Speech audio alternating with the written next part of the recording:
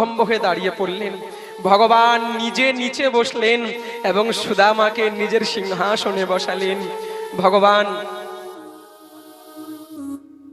ভগবান তখন নিজে বসে সুদামার চরণকে নিজের কোলের মধ্যে উঠালেন।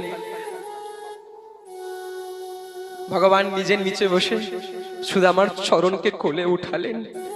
খুব করে চরণকে সেবা করছেন ভগবান। আর দ্রৌপদী আর রুকমণিকে বলছেন, রুকমণি একটু উষ্ণ জল নিয়ে আসবে গো, আমি সুদামার চরণ ধৌত করতে চাই, একটু উষ্ণ জল নিয়ে আসো না রুকমণি। যেই দেখছেন যে উষ্ণ জল আনতে দেরি হচ্ছে, সুদামার চরণ ভগবান তখন তার নয়ন জল দিয়ে ধৌত করছেন। দ্রৌপদী, আরে ধুয়ে নাও দ্রৌপদী, এমন শুদ্ধ ভক্ত আর কোথাও পাবে না গো।